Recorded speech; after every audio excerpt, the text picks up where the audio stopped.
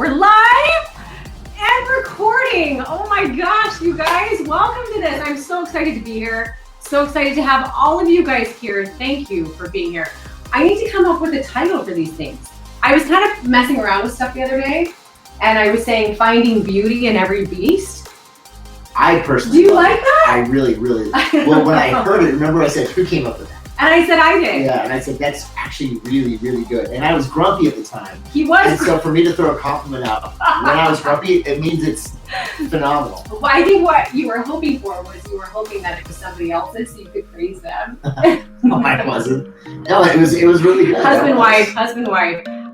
Hey guys, I just want to say hi. I have bad eyes, so I have to come close to see you guys. Oh my gosh, we have people from all over. We have people from Sweden, Oregon, Bulgaria, Pennsylvania, so cool. Hawaii, more people from Oregon, more people from Bulgaria. So cool. You guys, that's what's so neat about this is while we are all quarantined and stuck inside of our homes, it's not like in the old days where we were isolated with just the people inside of our four walls. Like now we're isolated and actually more connected with people around the world, you know? Could you imagine if this happened 30 years ago?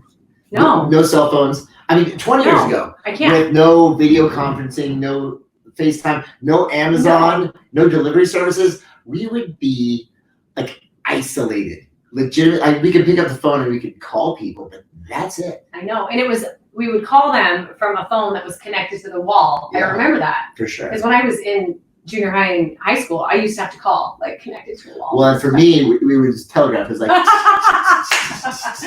it was all Morse code. So things are a lot better now.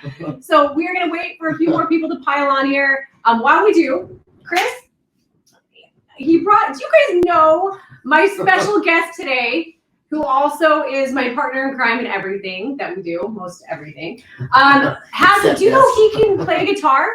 Do you know this? Do you know he is like a musical genius? Well, why don't you serenade us while we wait? Now, give us your best. I'm not amazing at the guitar. He's amazing. But no, I'm really not. That's the thing. But it's so I picked up the guitar in college. I grew up playing the piano, so that's always my number one instrument. But so I'll play. So for any of you late 30, 40 somethings out there, you'll probably recognize maybe a few of these songs because that's my era. Is this for who is this dedicated to? I want to know who this is dedicated. Oh my gosh. Uh-oh. So this is I'm going to keep this clean. This is dedicated to Washington State. Oh. Because you guys are in the belly of the beast right now. Okay. And so this is some great music that came out of Washington State in the Seattle grunge era of the 90s. All right. So let me see if anybody can recognize this song from one of the great grunge bands of the 90s. Here we go. Go. Let me try it again. Here we go. Hold on. Take two. Take two. Okay, here we go. I'll look.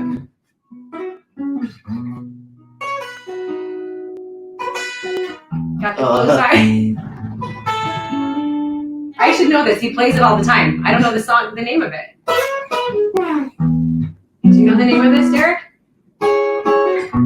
Give me a hint. Give me a hint with the name. Yellow Love Better. Yellow. Pink Floyd? Yeah. Pearl Jam. Come on, Pearl Jam. Okay, so I just totally messed that one up. No, okay. Okay. Next song, dedicated to someone. I want you to pick a song for me. For me? Yeah. Every rose has its thorn. Am I the thorn? Yeah, right. Here we go. Here, now so here's the thing, guys. I can't sing, so you gotta hit. I don't know the song. This is come on, Bret Michaels, Poison. I don't. You don't want me singing, or people are gonna start tuning out. Okay. One. Derek, come in and sing for us. There's no singers in this room. This is where we need Brett in here.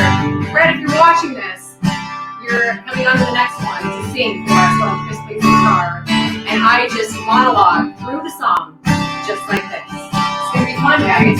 All right. Are you gonna play while I do my little intro? Now that we have a lot of people really loud while you talk. Okay, you could play quietly in the background. Why don't you do that? Well, Why do you do that? Well, okay. I'll play very, very quietly in the background. Guys, thank you for letting me entertain you with my subpar guitar skills.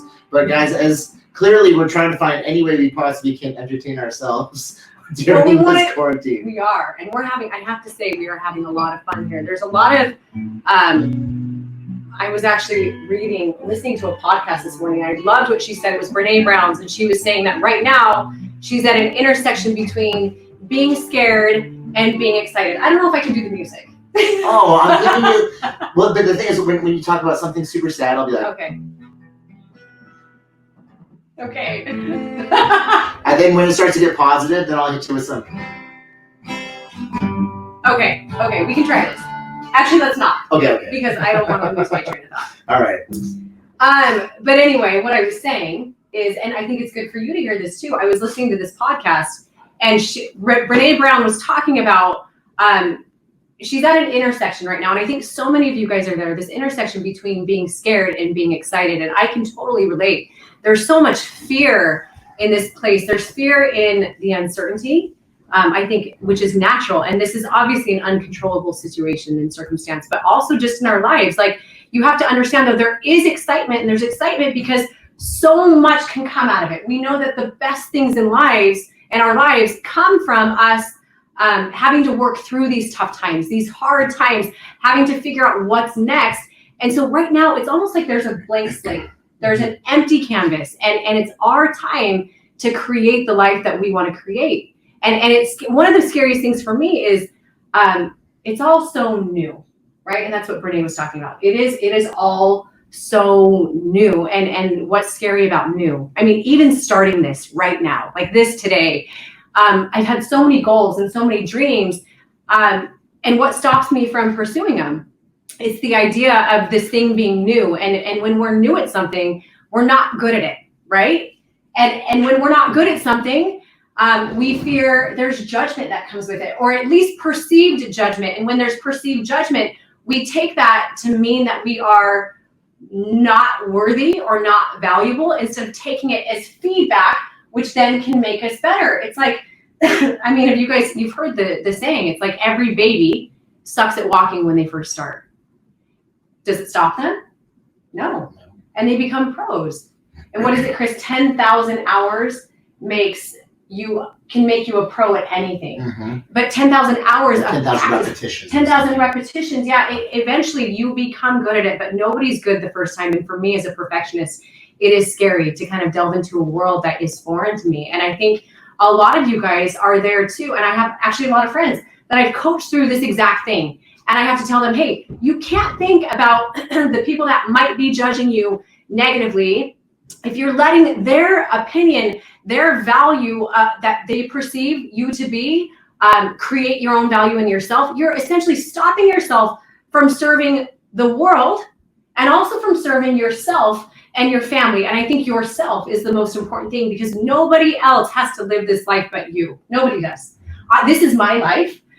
It's hard not to get caught up in what other people think, but at the same time, I know by me doing what I feel called to do and what I feel passionate about, that's what fills my cup, and that's what makes me happy. And you and I have had a lot of conversations about this. So here I am. I'm doing this. I'm doing twice a week. I'm going to have new guests on. Essentially, they're people that have helped me over the years love myself, because something has happened to me since I met you 10 years ago. I have been, and you've seen it all. Derek in the background, my ex-husband's back here, he's seen it too. I went from being this person that didn't love who I was at all, and I was searching everywhere for validation and acceptance, and I was searching in all the wrong places, and it left me feeling more empty and more defeated and depressed than ever. And somehow over the last 10 years, and I give so much credit, more credit to this man than anyone, and I don't even think he knows it. But I don't think I know. Being who this is your journey, your growth. I've seen it too, just like Derek. I mean, it's just been amazing. Yeah, but we can't just, and you'll see why. It's all these people that don't even know it. Some people don't even know me yet, and they're going to meet me on this journey. But it's through their example and their wisdom and their guidance, and a lot of them, their touch and their connection with me, that have truly helped me learn to love myself. It's given me what I need, and I believe now it is time more than ever to give these same tools, the same wisdom, the same experience these same people, give them and share them with you to help you through this time that we're all going through. Because I have no doubt on the other side of this, on the other side of coronavirus, the other side of whatever the heck this is, you guys are going to be your best self. I know it without a shadow of a doubt. And I'm bound and determined to make it this way. So, okay, lo and behold, we have our first guest. And I'm going to let Derek talk about, or Derek's back there. Oh, I'm just called this husband, my other husband. So this happens all the time, actually. She calls him Chris and she calls me Derek all the time. But you know what? But I also call my kids all the time. Nobody's offended anymore, so we're good. In fact, that's a compliment. Well, Derek, fist bump. We'll have to turn the camera around in a minute so you can see him. But Chris is going to go into his story. And this is how I want to start every single episode of this. I want this person to talk about their story and explain who they are and where they came from, so you can kind of get a feel for parts of them that you don't even know exist. But I do just want to say about Chris, the one thing, it has never been through him pushing me, because he's never pushed me. He's never been the husband that's been like, you got to do this, you need to do this. No, he has led me by his example and who he is and how he's shown up in the world. And there are so many valuable things about this man that taught me that the world is my oyster, and taught me that I have beauty, that I have value inside of me. And I don't even think you notice it. It's this journey. I'm sure you've seen it from the outside, but this journey that we've been on together has been so magical for me for so many reasons. And you impacted me. You truly, and some of it's through most of it is through our struggles. We've had some major blowouts and some major fights.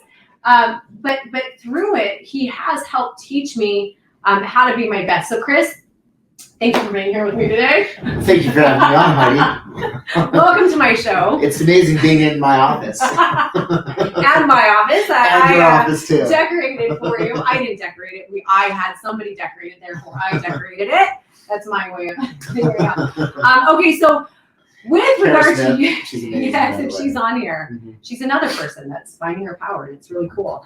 But with Chris, so I want you to go into your story, but I do want to tell you guys, overwhelmingly, there were three topics that the questions you guys had and the comments you had were revolved around when it came to me asking what you wanted me to ask Chris. Crazy enough, a lot of his story ties into these things. A lot of you guys right now are feeling financial hardship. You're feeling fear around the future of financial hardship. Chris can speak to that. You're feeling fear around, hey, now all of a sudden I'm alone in this journey, right? I'm alone in my house. How can I stay motivated? How can I be my best when I'm alone? And Chris, you have such a story about, you kind of going through that and feeling alone, right? And I'm not going to spoil it, but the way that you emerged from that and created the last 10 years of your life was really cool. Basically, you met me. No, I'm kidding. I'm totally That's kidding. A big part of it. Totally kidding. But then the other thing I want to talk about, so many of you guys are experiencing and feeling anxiety. And Chris, as much as you want to talk about that topic, I invite you to. But I think the biggest thing, a lot of people might not know, that you lived out of your car. When you and I met, I thought $200,000 in debt, and then over time, I realized it was more like $350,000 in debt. I was $2,000 in debt when we met. I didn't even know you were in debt. Threw zeros on there. No, I'm kidding. I actually told her everything right up front. You did. I really did. So why don't you tell us a little bit about that story? Okay, so I mean, we'll fast forward to the fact that and again, guys, with my story, Heidi, and obviously you know this, but so I have always been a big dreamer. My parents instilled the confidence in me that if I could dream it, I could do it, which is probably one of the greatest gifts that they could ever give me. One of my favorite I remember quotes from you. Every night before I would go to bed, they would come in my room and they would say, "You are so special, and you're going to do amazing things in this world. And if there's anything that you ever dreamed about doing, if there's anyone in the world that can do it, it's you." And I believed them, and it was a huge gift. and so of course that's what I spend my time as a parent trying to give that gift to our kids, letting them know like how special they are, and if there's anything that they can do. I really think it's one of the greatest gifts a parent can give a child. And so I literally spent, a lot of my early 20s just thinking, okay, I'm going to do something big. I'm going to do something great. Now, for the longest time, I thought I wanted to be an airline pilot, but I was actually more passionate about fitness than anything. So my career path took me into fitness. And I found so much passion in helping people, helping those who are struggling with their weight, to help them through the journey of transformation. I mean, I got into this when I was 22, 23 years old, helping people through the journey of transformation. And for me, that filled my bucket. That made me feel fulfilled, and it gave me purpose. And so then here I am being this perpetual dreamer. I ended up inventing something called the stack system. And it was a portable system. Actually, there's a little brochure right there for the stack system. I'm grabbing it. There, you guys gotta see this real quick. So this is my very first invention, and this is my very first baby right here. And it was the stack system. You guys can see this, and check this out. There's the young Chris right there. I'm just so eager and so like. Yes, with the classic "I'm going to change the world" pose. I know, like all you thought was you dream it and you do it and you win big, right? So I invented this thing. I got a provisional patent on it as we were working on the full patent, and I ended up saving up about $100,000 of my own money. I trained for a couple of years. I was a trainer, of course, at the time, and I wanted to teach people how to eat by colors and numbers because, and this is back in 2005. Because I figured nutrition is just such a complex topic. It's so hard to get people to stick to their diets. And so what I could do is I could actually make a system that people could actually like stack their breakfast, their snack, their lunch, and their dinner in there. And it's got a timer that goes off like every 3 hours. And then we've got pink for protein containers. We've got the green for the veggie containers, the yellow for carb containers. And on the sides of the containers, I actually put like marked indicia. So based on your weight, so if you're like 150 pounds, just fill it up to that mark. If you're 300 pounds, fill it up to that mark. So it was this amazing system. You can tell Chris is always been an innovator. We're not selling anything. They're not for sale. $69.99 right now. No, they're not for sale. You can't buy them anymore. They're dinosaurs. We have a couple up in our attic. Anyway, sorry. This system. Basically, you can tell. I digress. Chris is the brains behind all the innovation. So tell us where that landed you. I saved $100,000 of my own money. I borrowed $200,000 of other people's money. I tooled a factory in China, and they sent the first container over. About 3 months later, I got my first container. Shipment arrived in San Pedro, California. We had it shipped to a warehouse in Compton. I'm standing there in Compton, California. They open up the container of this 18-wheeler semi-truck. What color was the door? White. I feel like we're getting into detail. It was white. I remember just like it was yesterday. Pulled open my first carton, opened it up, pulled out the very first product, and it fell apart in my hands. And I lost it. I had a mental breakdown right there. I fell to my knees, bawling, because I had almost $300,000 worth of product in the back of this truck. So $300,000 worth of product. Yes. All other people's money that now you owe them. I lost $100K of my own money, $200 of other people's money. So I owed them. And I had no way. I didn't know how I could possibly get out of this. And so I withdrew. At the same time, you withdrew and you went and started sleeping on other people's couches. Is that when that happened? Yeah. So I basically lost everything. I took out a couple of credit cards, and I tried to purchase random parts to salvage the product. Yep. Maxed them all out. Couldn't do it. Couldn't unload the product. So then that put me in another $40,000 beyond that. And so I ended up withdrawing. At the same time, I've still been working out, and I ended up herniating a disc in my back. And this is back in 2005.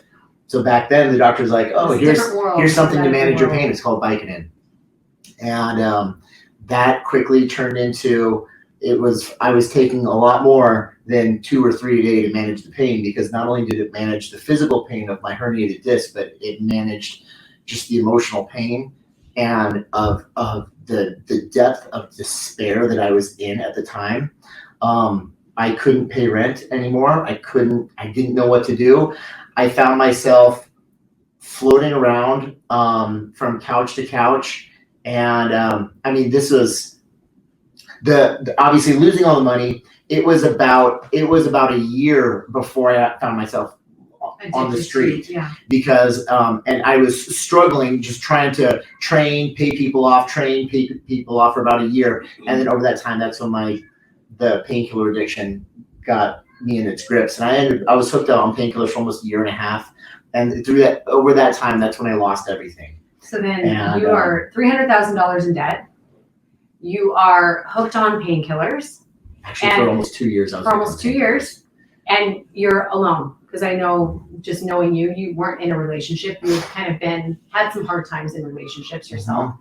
And I think a lot of people watching this can relate to, where you're at in some form or fashion, the debt or financial or the fear of debt, even the painkillers or any kind of an addiction, and the loneliness thing. All three happen at once. So where in that point, like, what was running through your mind? What was the inner dialogue? Well, when in my painkiller days, it was I didn't realize I had a problem with them. I'm not kidding you, for probably about a year. And then I realized that my whole circle of friends, we were all hooked on painkillers. And I started observing them, and I thought, okay, I need to stop this. And I tried to, and I couldn't. Isn't it funny how when the people around you are practicing or dipping into the same pot, you almost justify what's happening? Yeah, because that's all I had to compare myself to was them. And it was like, well, he's way worse than I am. And it was like, they were all struggling more than I was, so I was okay. So my addiction to it was okay because they were all way worse off than me. And I was in the wrong room. And I realized that. But the thing is, they were all some of the most wonderful people. But I realized about a year to, then I struggled trying to come off of them for a while, and I realized, okay, I can't do this right now, because I just kept going back to it to numb myself. And of course, we see this with our people with food all the time, or alcohol or sex or whatever. Yeah, well, I just to quickly put a pin in that, what we're talking about right now is proof of why it's so important that you surround yourself with people that make you want to be better, right? And you surround yourself with a tribe that can support you and are going to pull you into something, and they're going to keep you in the mindset that you need to grow, especially during these fearful times. So I mean, the parallel here is that those were fearful times where I was in the depths of financial despair, $300,000 in debt, and I was surrounding myself with people that were feeding this addiction of me trying to escape. I wasn't getting better, I was getting worse.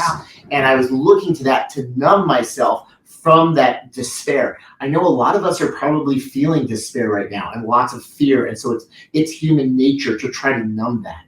And so that was a huge lesson that I learned that I needed to learn, just going through that process, because now, life is going to keep creating these obstacles for us to overcome. And so those were some muscles that I needed to train, and I needed to learn how to really flex in order to get through that. And it wasn't like I had any kind of enlightenment or an epiphany or anything like that. It was literally looking around and watching my roommate and a great friend and one of the most wonderful, loving, kindest people in the world, watching painkillers put him in the hospital on suicide watch with cystic colitis. And it literally, it tore him apart. And it was, when I watched him go upside down on that was the final moment for me that I said, okay, I got to do something about this.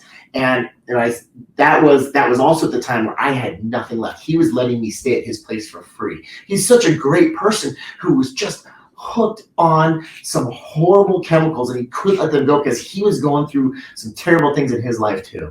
And so we were all numbing together. Anyway, that's when I moved out, and I just floated around from couch to couch for about 3 months. Yeah. And it was. What was it like? What was the moment for you? So you're in this place where you're dark and you're depressed, and then obviously you went from there. This was all, guys, just to kind of paint a story. This was all right before Chris and I met. So when I met him, he was literally taking his first step out of this place. And your first step, I'll let you talk about that for a second. So what was the moment that caused you to take, well, a step before me, and then the next step was when we met? So the epiphany was waking up on my friend's couch in California. I had spent 2 weeks out there running away from my problems. I figured I didn't have any place to go or to be, and so I was living on couches. Everything was packed in the back of my car. Woke up on my friend's couch, and I thought, I just spent 2 weeks in California, and I haven't opened up any new doors for myself. In fact, it's been nothing but closed doors.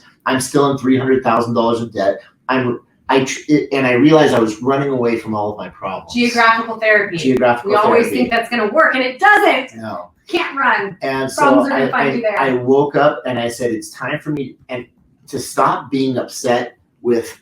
I was pissed. I was upset with God, because I was like, how could you do this to me? My intentions were so good. I'm trying to help people. I was so busy. I was pointing the finger at everybody else as to why I was in the situation I was in. And I woke up on that couch and I said, well, shit, I put myself in this position. Yeah. It wasn't anybody else. And in fact, if anything, this is a trial that I'm being tested right now. And if someone's going to get me out of this, it's me. And there's no one else is coming to save me right now, because no one did. And I waited for months for someone to save me for my break. And it didn't come, and it wasn't going to happen. And that's why I realized, and I was still pissed about that, but I was like, no one's going to come save me. I got to save myself. There's only one person that's going to get me out of this rut. So I got in my car. I started driving out of town. No joke. I saw a tattoo parlor there. And guys, none of this was planned. I didn't know what I was doing. And this is all happenstance, but it was probably one of the best things I've ever done in my life. I literally drove to this tattoo parlor.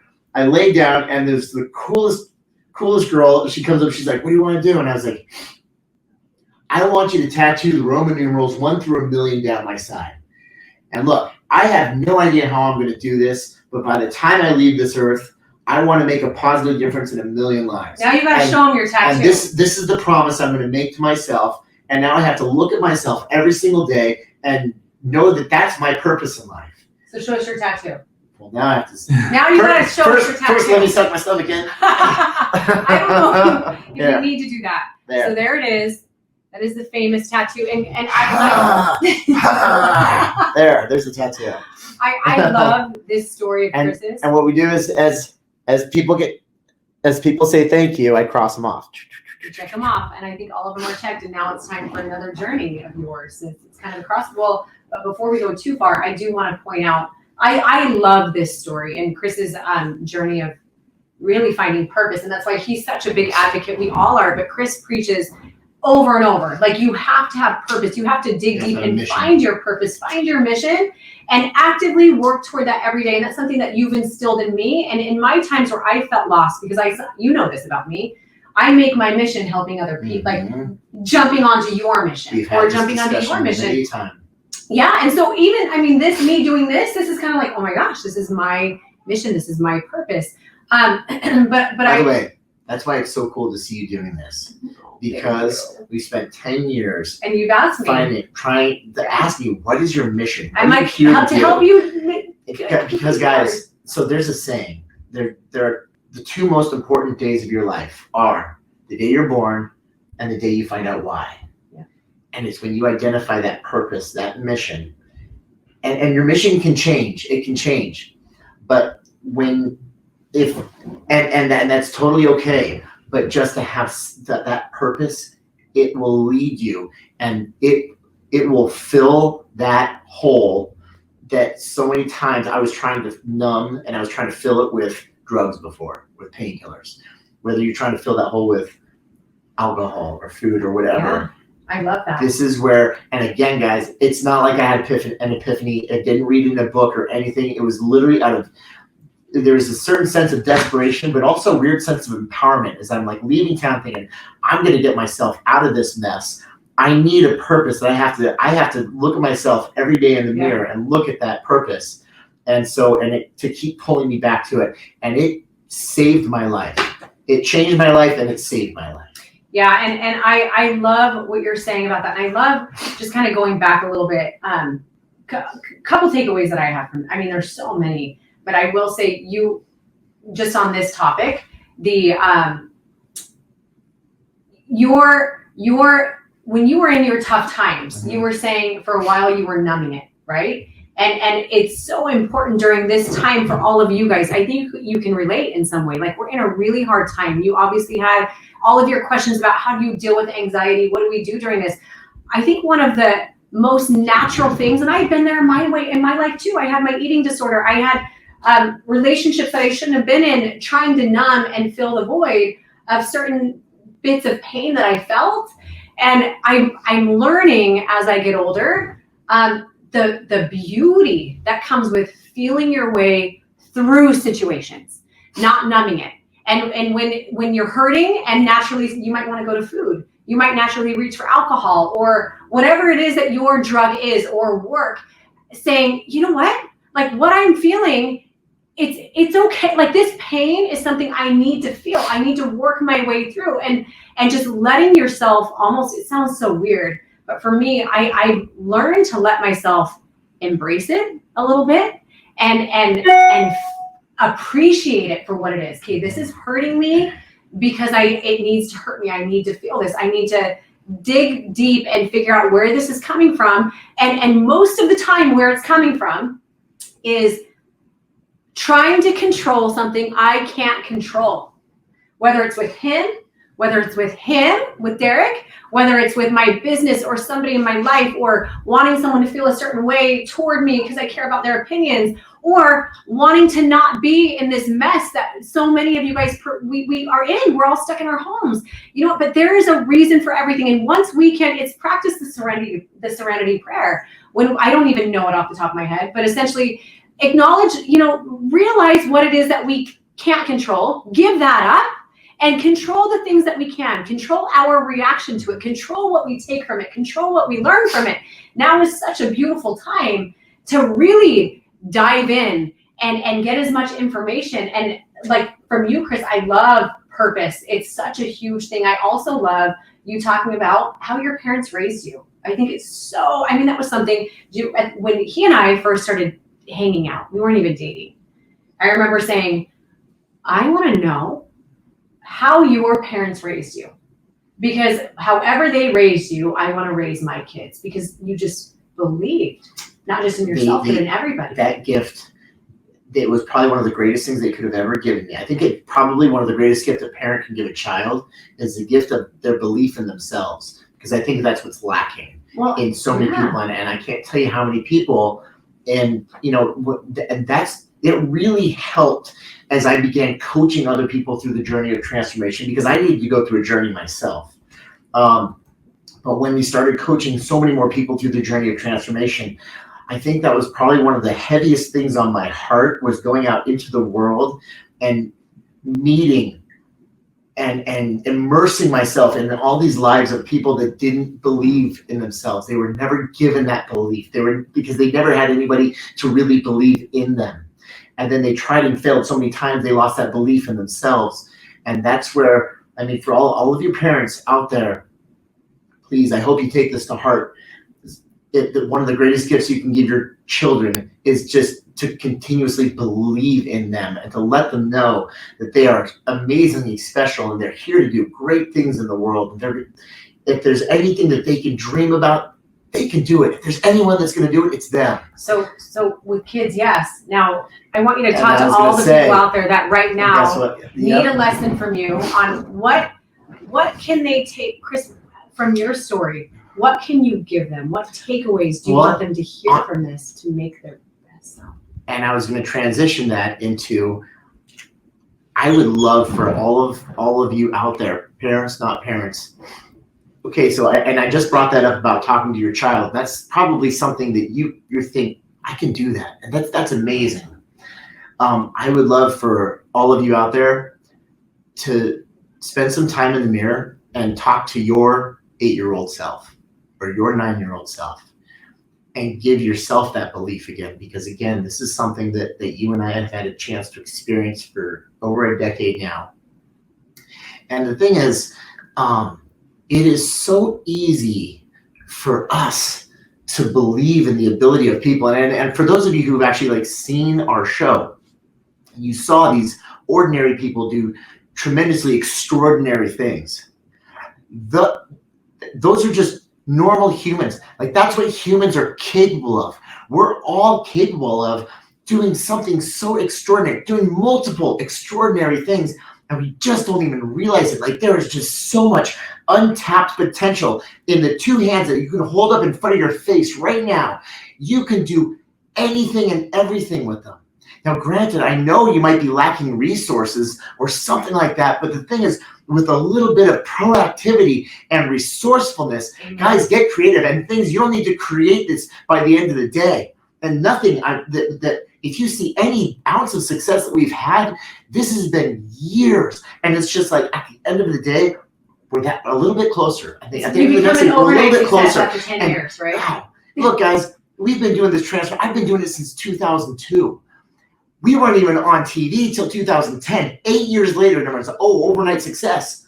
No, that was thousands of days of just a little bit closer, leading up to that, and also going through our own like tremendous journey of pain and growth to get to here. But I'm telling you guys, it is easy for us to look through this camera and or to look anybody in the eye and believe in them because we know what you're capable of. And the only missing part is just your belief in yourself. So if there's anything that you could do by the end of the day, have a conversation with your 8-year-old self, just like you would with your own child, and let you know how amazing you are, how special you are.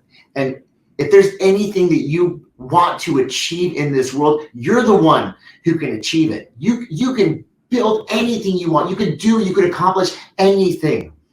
Think about what your purpose is, and that purpose might be your children, might be raising the most amazing children in the world. That is your purpose.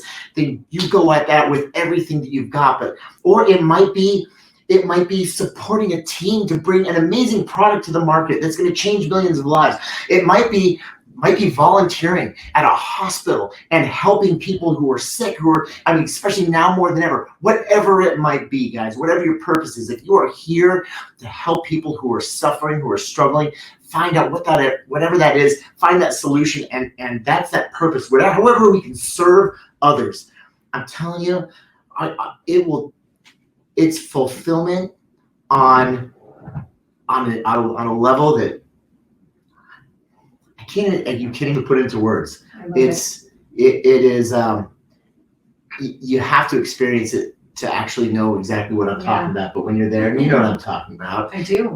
When you do feel it, there's nothing quite like it. And I tell you what, it'll quickly shine a light on the things that we've done in the past to numb ourselves, to just exist. And when you've been there, you'll never want to go back. What's that, Friedrich Nietzsche or whatever? He says, only the doer knoweth. Once you've been there, you'll always want to return. Only the doer knoweth. And it's true. It's like, we talk about there are things we know that we know and things that we know that we don't know, like, maybe calculus. And then there are things that we don't know that we don't know. And those things that we don't know is the greatest space around us. And I love that because it helps me realize, okay, what Chris is saying, it gives me faith that what he's saying is real, and faith that every single one of you guys, I want you guys to know, every single one of you guys has so much, that untapped potential that Chris was talking about. You have it in you, but I promise you, the power of your words, what you said is so brilliant. The power of your words will direct and guide your life. I've had this conversation with friends ad nauseum, just because you have to think about how your words impact the people around you.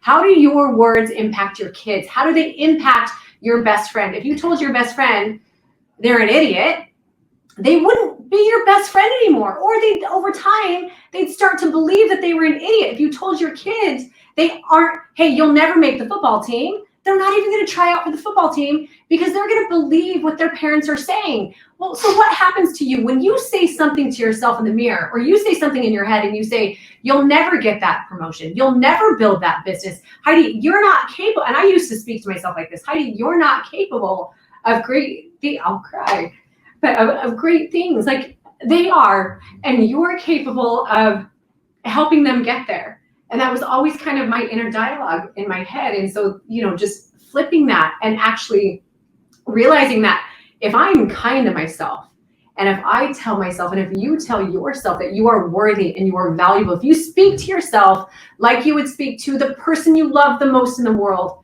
like if there's somebody you love, maybe it's your kids, maybe it's a best friend, maybe it's your spouse, speak to yourself kinder and as kind as you speak to them. If you catch something negative coming out of your mouth to yourself, catch it right away and say 5 nice things to combat it. That was something that actually Bruce had taught me. But I love all of this stuff. And Chris, I just want to thank you for your openness and your vulnerability. I'm serious. I have a feeling, I can't read the comments because I'm almost 38 now and I can't see from far away. But I want you to know how much I appreciate, they appreciate. And guys, one thing I do want to give you an action item today. I want every single one of you after this to go look in the mirror. I know it sounds cheesy and it sounds weird, but I want you to go look in the mirror like Chris was saying. I want you to find that 8-year-old self of yours. And I want you to have a conversation with them, a real conversation. What is that 8-year-old saying? And how are they feeling? And what would you tell that 8-year-old to let them know that they're going to be okay through this? Because I promise you, you will all be okay. Have that conversation, journal it, write it down, and just embrace all the things that you're learning. And guys, I really encourage you to keep learning and growing through this time. Don't use this time to just Netflix, maybe Netflix a little bit, but also make sure you're becoming the person that you want to be. And Chris, thank you so much. I do want to, that concludes our Chris portion for now. Can I tack on the yes, just to bring the circle full story though. Have that conversation with your 8-year-old self, but also realize that and here's the thing, I had that conversation over and over and over, but what I was missing was the work ethic part. I was waiting for the opportunity to come to me. Yeah, I love that. Here's the thing. You have that conversation with your 8-year-old self because you are amazing, you are extraordinary, and you can do way more things than you could ever imagine. We know this. You don't know it yet. You just don't know it. But there's one person that's got to do the work, and that's you. That was the one thing that I had to realize in my mid-20s, and that when I woke up on the couch, that was the epiphany. I went, I can do anything. Oh crap! I gotta work for it. And then, sure enough, instead of trying to build Rome in a day, it was literally just day after day after day. I got a little closer, and I got a little closer, and I got a little closer, and all of a sudden, it's not like success happened. It was something really cool happened, and then another cool thing happened, and then another cool thing happened, and before you know it, 6 months of cool things happening, everyone turns around and goes, "You're so successful." Well. And guess what? You will be successful. You're going to make it through these tough times. Yes. They will pass. Yes. You will be successful, but you have to do the work. Yes. You're the one who's going to create something massively extraordinary in your life and the lives of everyone around you. It's you. You're going to do it. And we're beyond excited for you when it comes to that. If you just... Right now, if you don't believe in yourself, you just got to take our belief in you and run with that because we know what you're capable of doing. Take that and start moving with it. And over time, you will start to believe in yourself. You'll start to realize what we see in you. So good. And I feel like this session could go for so long because there's so many things like, oh my gosh, we could tell them about this and this. And that's what's so great about you and I together. We've been through so much. We've learned so much about these. And I feel like the knowledge and I should say the experience that we have and the lessons we've learned through it, I think we could do, a year-long seminar.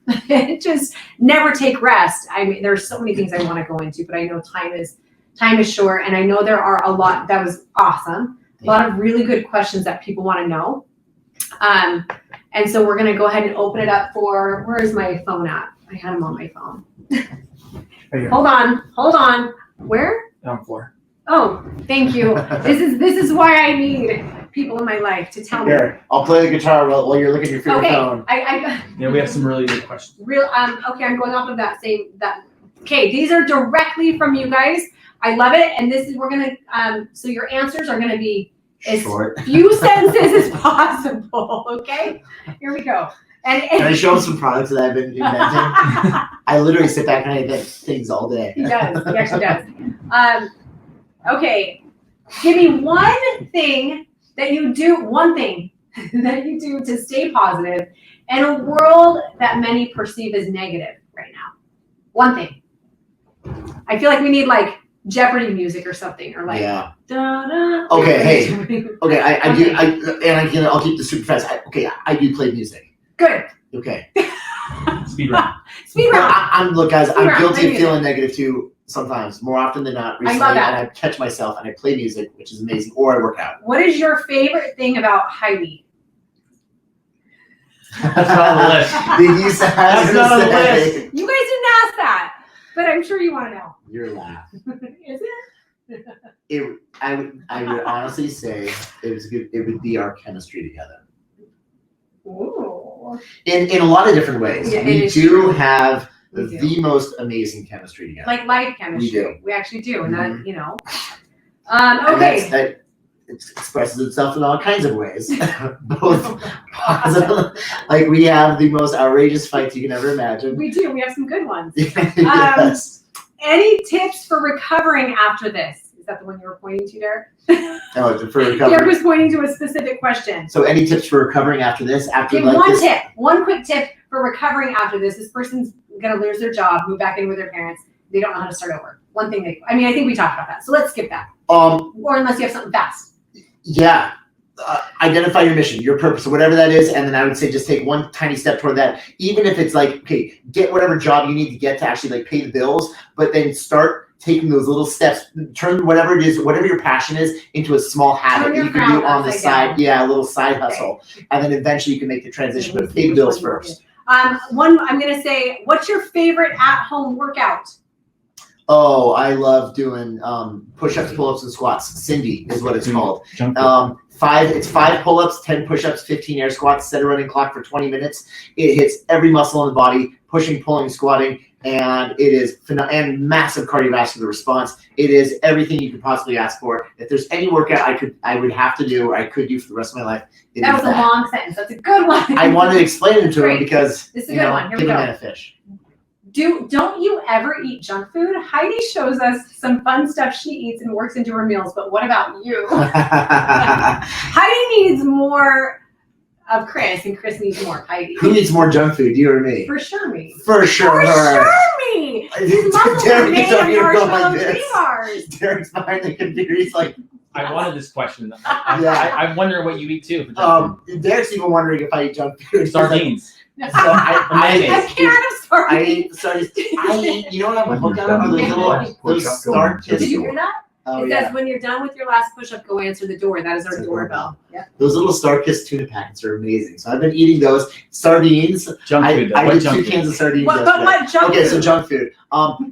So okay, guys, because of all this stuff, I've been baking a lot, and I've been making Rice Krispie treats and gluten-free chocolate chip And cookies. they are real cookies, you guys. They're legit. So I've been Okay. eating chocolate chip cookies. And brownies. You had gluten. And I had we brownies. did some gluten-free brownies the other day. So- Those were amazing. I don't do a whole lot of junk food though, but I loved baked goods. I So did. funny. So back in the day when Chris was on the show, and you're gonna have to open that thing. When Chris was starting the show and I was behind the scenes, so I was kind of still the supporting, like training everyone in the background, and Chris was well known, like season 1 had aired. We would go through airports and nobody knew who I was. And I people know all exactly knew who what Chris you're was. And he would Derek's come laughing back to too. me. Like I'd sit, I think at the time I had Maddox Marley, Cash was a baby. So I'd be sitting at the gate waiting to fly, and Chris would come back. He'd be like, I'm gonna go get some water. He'd come back and be like, I need you to go buy these potato chips for me because I think people know who I am and they can't see me buying potato chips. And so I did it for a while, and then I finally got to the point, I'm like, number one, We got to fix that. Number 2, I'm like, everyone's going to think Chris Powell's wife is eating potato chips all the After time. going by me hamburgers and fries. Everything. I was like, I yes. was just binging on. But you know what also came out of it is we got to the point where like, I would be like, Chris, you eat that food and you look the way that you do. Like there's got to be some magic in method to your madness. Like, why don't we teach people? And so over time, we did start opening up and showing more of the reality. You have to build those indulgences into your plan for sustainability. And the thing is, all of them were built into the plan. Like I would really indulge on like hamburgers, fries, pizza, stuff like that. Usually like Wednesdays and Sundays, those are my days. And then sometimes it was 3 days a week. But again, we follow an 80-20 rule. 80% of the time, it's pretty clean. 20%, you have whatever you want. What's another? There's two questions bolded. 2 questions bolded. Okay, this is very fast. Okay. How would you approach setting goals when the world is so uncertain? I don't want to do nothing, but it seems dumb to work on a goal when the whole world might collapse. That is such a good question. Yeah. Oof. Okay. Like, so basically you're feeling hopeless. Like, hey, the world might end. It's going to collapse. Why would I waste my time working on a goal? Go! This is so good. Well, it's really easy. I mean, here's the thing. Well, and I'm going to bring this around to self. If you aren't working towards something, then you're going the opposite direction. Sorry, but humans we are programmed to work towards something. If you are not, your vices will get the best of you, period. And so either you're moving forward or you're moving backward. You're never static. So if you give up, you will become sick, you will become depressed, you'll become anxious, you'll be unhealthy, physically and mentally. And you're gonna be in a terrible place. You're gonna show up as the worst person that you could possibly be for yourself and for everyone around you. If you're working toward, and here's what I'm gonna tell you then, shrink your goals. If you can't control what's happening out there, but set goals that you can control within your 4 walls. You know, maybe your goal is going to be focusing on your health. Let's just say that because that's the world that we live in. And so look, if you're number one, if you're working towards something, you're going to show up mentally as the best person you can possibly be because you're actively working towards something. Again, we're programmed that way. That's the way that human beings are programmed. We must work towards something. And we're always looking to exceed where we're the confinement of where we're at right now, like of taking it to another level. And then from there, set goals that are tangible that you know you can reach within the parameters of what you can control. Then you will show up as the best version of you for yourself and for everyone around you. I love it. I'm also going to add on to that because I believe the joy is not in the destination. The joy is in the freaking journey. It is in the journey. And for me, if I look at anything, and you and I, we call this lottery syndrome, right? It's a great question, by the way. Yeah, it's so good. Good job. If you look at anything, any goal, and we would tell the people on our show, we would say, hey, if you think at the end of your year, when you lose 200 pounds, you're going to be happy. When you get there, you're going to be sorely disappointed. If you can't find ways along the journey to find happiness, to create peace, to feel that fulfillment, then you're screwed in the long run. It truly is about the journey. And for me, it's like, I don't give a shit. Sorry for the shit bomb. If the world collapses in 5 days, 5 months, I really don't. Because for me, I know how good I feel when I'm actively working towards something. Like the difference between when I'm sitting stagnant and moving towards something, night and day. Like you saw a difference in me, I think it was a couple days ago. First half of the day, I was like down and sad and depressed. I think I even cried to Derek that day and I was crying in front of you. And then literally something switched. I started working toward a goal is what switched. And it wasn't even about it wasn't like I was looking forward to getting to that goal and thinking that's where happiness is. No, there's connection, there's love, there's bonding with the people in my life as I'm actively working towards something that I appreciate and that I am passionate about. And that for you is what I want you to focus on. Focus on that journey. Focus on like Derek, or which one are you? That's the second time in 50 minutes. Create those baby steps. You know, it's a big mountain and it's overwhelming, but if you can just take one small step at a time and build momentum, build what we call integrity momentum and start feeling good about yourself, you're going to realize it's not about the number on the scale at the end of the journey. It's not about actually getting to your destination and finding happiness. It's about finding who you are on your way to the destination. That's my opinion. Amen. It really, really is. All right, guys, we are approaching an hour, and I'm getting notes from Derek that it's time to wrap it up.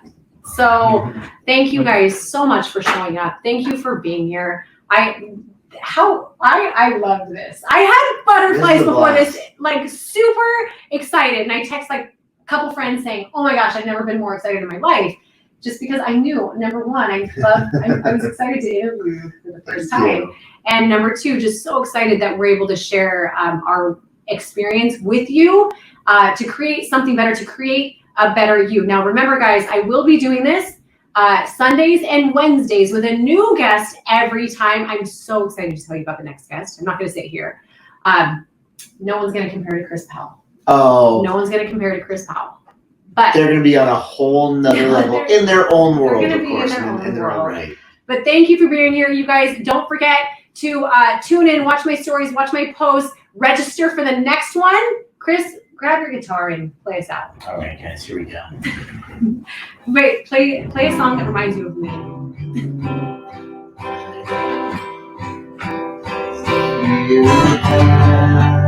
I wish I could sing this. Coldplay. No, it's Snow Patrol. Oh, Snow Patrol. Pink Floyd. Pearl Jam. It's called Run. Oh, that's what this is. This is Grey's Anatomy. Huh? Didn't they play this song? Probably.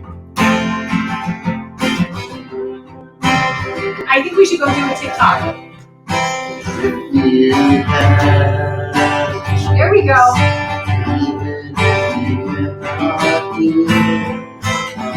I can sing.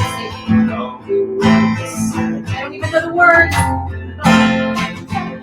All right, let's end this thing, guys. We love you. Thank you for being here. Mwah. How do I do this? How do I do this? End broadcast. Love you guys.